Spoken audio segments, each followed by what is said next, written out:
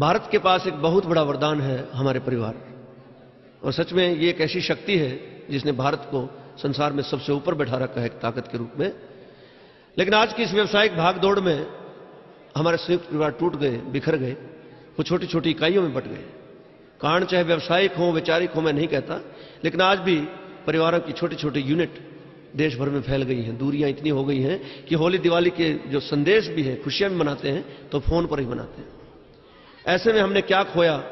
एक मां का दर्द। एक शुद्ध हरियाणवी कविता मैंने लिखी, माटी का चूल्हा, और इस कविता ने मुझे भारत भर में घुमाया, विदेशों में इसका नाम हुआ।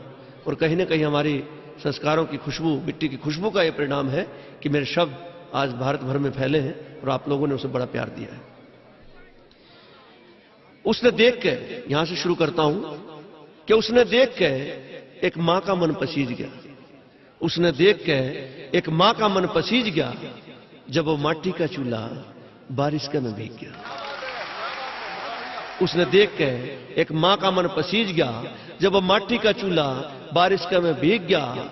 चूल्हा माटी गार का, समझने की कोशिश करें कि चूल्हा माटी गार का, सब कुणबे के प्यार का, ठंडी हवा चला करती, सबकी रोटी बना करती। ठंडी हवा चला करती, सबकी रोटी बना करती। पास में रखा रहता है एक पड़ुआ। देखो, अब तो आप बोतलों से दूध पिलाते हैं बच्चों को, पहले लोहे का पड़ुआ होता था जिससे दूध डालते थे। और सच कहता हूं भाई साहब कि उसमें आधा किलो दूध आ जाता था, एक टाइम में पी जाती है। कि पास में रखा रहता, धरा रहता एक पड़ुआ, कभी पूरी कभी हलवा, गुलगुले पूड़े कभी राबड़ी। ये व्यंजन है जो आज के दिन बनना बंद हो गए, त्योहारों पे बनते थे, कि गुलगुले पूड़े कदे राबड़ी और आग से पकी माटी की पापड़ी। मां को एक सताया करता, जब छुप छुप के खाया करता। मां ने एक सताया करता, जब छुप छुप के खाया करता। और ये चार पंक्तियां हमारी पावन माताओं के चरणों में रख रहा हूं कि उन्होंने एक ऐसा जीवन इस भारत के परिवारों को दिया, ऐसे एक संस्कारों की जो घुट्टी पिलाई, जो सारे संसार में जानी जाती है। क्या शब्द होता है परिवार, सुनिए इन चार पंक्तियों में, कि वो सारे भाइयों का इकट्ठा परोसा। जब मां खाना बनाया करती तो सब भाई पास में बैठ जाया करते। मां के हाथ में 3 रोटियां रहती, एक हाथ पे, एक तवे पे, एक चूल्हे के नीचे सिका करती आग। कि वो सारे भाइयों का इकट्ठा परोसा, जब एक का मक्खन दूसरे ने खोसा, छीना। जब एक का मक्खन दूसरे ने खोसा। राम की थाली और लक्ष्मण का टूक, पेट सबके अलग अलग पर साजली सबकी भूख। राम की थाली, लक्ष्मण का टूक, पेट सबके अलग अलग पर साजली सबकी भूख। मां जब लकड़ी से लाया करती, चूल्हे की आग भी बतलाया करती।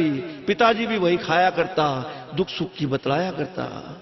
पर घर हो जब बाहर की हो तैयारी, घर हो या बाहर के किसी मेहमान की हो तैयारी, उस चूल्हे की थी हर जगह भागीदारी। पर उसने कभी कराई जगह साई ना, घर का हो या बाहर का, कभी कच्ची रोटी खवाई ना।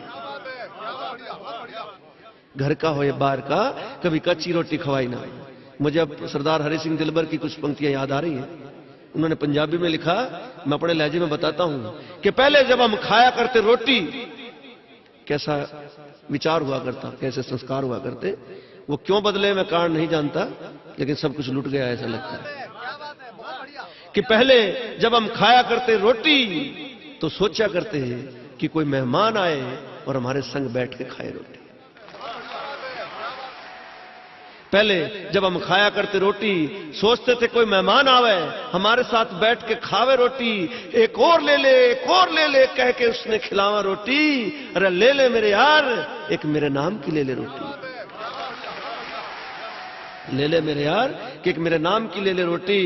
वक्त का कैसा दिवाड़ा पिटा, सुनना बात सच्ची हो तो तालियां गूंजे, कि वक्त का ऐसा दिवाड़ा पिटा यारो, कि अब हम बैठे सोचा सा कि मेहमान जावे तो हम खावा रोटी।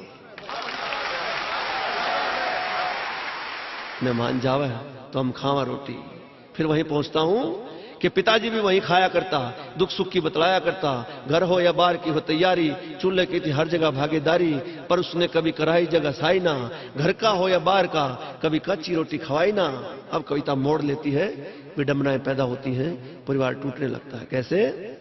कि भाइया मैं तो सब पट गए, भाइयों में से सब पढ़ गए, कुछ नौकरी लगे, कुछ जहाजों चढ़ गए, विदेशों में चले गए।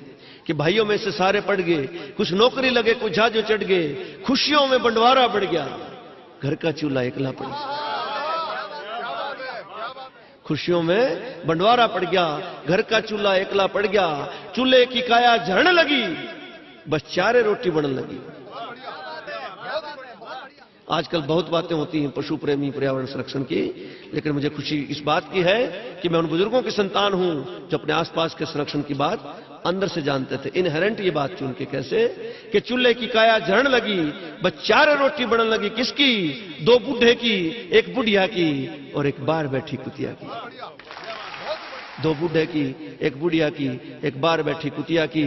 फिर एक दिन घर में छोटा आया, लड़का आता है कि एक दिन घर में छोटा आया, चूल्हे को दुख मोटा आया, कहने लगा मां कि धुएं में आंख फुड़ावे से, मां कि धुएं में आंख फुड़ावे से, सारी दुनिया गैस पर रोटी बनावे से, मैं तेरे लिए लोहे का चूल्हा ले आया, सिलेंडर भी है सिफारिशों पाया, मां इस पे तू रोटी बनाइए, धुएं से पीछा छुड़वाइए।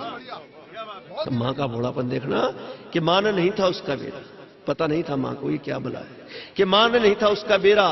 उसने लोहे के चूल्हे पे हाथ फेरा, कहने लगी मेरे बेटा मेरे मन की बात छिपे नहीं, तेरा ये लोहे का चूल्हा माटी ते तो लिपे नहीं,